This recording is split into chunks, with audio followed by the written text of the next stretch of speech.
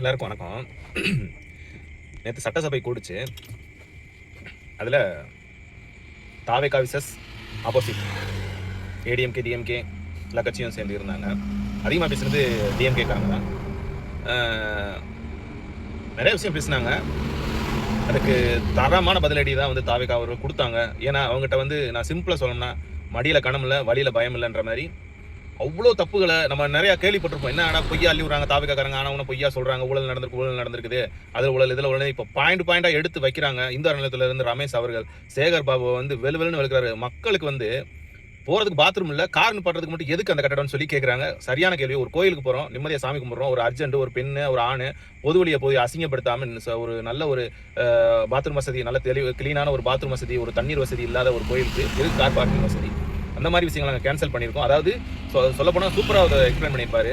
தனியார் மைய கைகளுக்கு போகும்பொழுது அது தனியாரோட பொது உடைமை ஆயிரும் அப்படின்றத தெளிவாக சொல்லியிருக்காரு. ஏன்னா அந்த காம்ப்ளெக்ஸ் இதெல்லாம் கட்டும்போது தனியாரோட உள்ள அதிகமாயிரும். அப்போ மக்கள் சிரமப்படுவாங்க. சூப்பராக எக்ஸ்பிளைன் பண்ணியிருந்தாரு.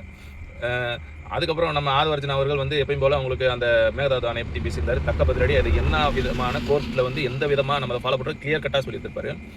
அதுக்கப்புறம் நம்ம அண்ணா அவர் செந்தில் பாலாஜி பாட்டிலுக்கு 10 ரூபா அண்ணா அந்த மின்சாரத்துறையை குறிப்பிட்டு பேசும்பொழுது அவர் அது நான் 9,000 வரைக்கும் போட்டிருக்கிறேன் அப்படின்றதுக்கு இந்த மாதிரி சிடிஆர் அடிச்சிருப்பாரு. 45,000க்கு நீங்கள் டூப்ளிகேட் போட்டிருக்கீங்க, அது இடியில் இருக்குது, நான் 2 நாள் வெளியேறிக்க விடுறேன்னு சொல்லி அதுக்கு ஒரு இது பண்ணியிருந்தாரு.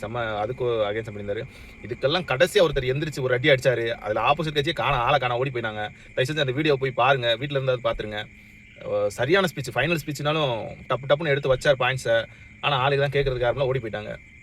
மக்களே, சட்டசபையில் நடக்கிறதுக்கு ரொம்ப கவனமாக உன்னிப்பாக கவனிங்க. எல்லாமே நம்மளோட வாழ்வாதாரத்துக்கும் வாழ்க்கைக்கும் நெருக்கமான விஷயங்கள் தான் சட்டசபையில் பேசுகிறாங்கன்றதை உணர்ந்து தெளிவாக அதை புரிஞ்சுக்கிட்டு பாருங்கள். தப்பே கிடையாது. இவங்க சொல்கிற மாதிரி ரீல்ஸ் போடுறாங்க, ரீல்ஸ்க்காக எல்லாம் பண்ணிக்கிட்டு, ரீல்ஸ்க்காக கிடையாது, ரீல்ஸை விட்டுட்டு இவங்க வந்துட்டாங்க, ரியல் தான் பண்ணிக்கிட்டு இருக்காங்க. இவங்க தான் சம்மந்தமே இல்லாமல் சிஎம் சார் வாயை திறங்கன்னு சொல்லிட்டு சம்மந்தம்லாம் பண்ணுங்க. அழகாக செயலை செஞ்சு காமிச்சிட்டு ஒவ்வொரு விஷயம் பண்ணிக்கிட்டு இருக்காங்க. செய்யாத இடத்துல உங்களுக்கு ஏதாவது தேவைகள் இருந்தால் கண்டிப்பாக முறையிட்டால் கண்டிப்பாக அது நடக்கும்ன்றதுக்கு நிறைய அந்த பஸ் இதெல்லாம் ரீல்ஸ் போட்டுருக்காங்க. அதை எடுத்து நம்ம அரசாங்கம் முன்னெடுத்து பல விஷயங்கள் பண்ணிக்கிட்டு இருக்காங்க. இதுவே பெரிய சாட்சியாக இருக்குது. நம்மளும் நமக்கு தேவையானது நம்ம தான் நம்ம ஏரியாவில் குறை இருக்குது, நிறைய இருக்குன்னா கண்டிப்பாக அதை எடுத்து சொன்னோம்னா அது கண்டிப்பாக நடக்கும். அடுத்தடுத்த நாட்களில் நாளைக்கு விஜய் அண்ணாவோட இன்னைக்கு விஜய் அண்ணாவோட ஸ்பீச் இருக்குது. கண்டிப்பாக எல்லாரும் சேர்ந்து பார்ப்போம். தேங்க்யூ.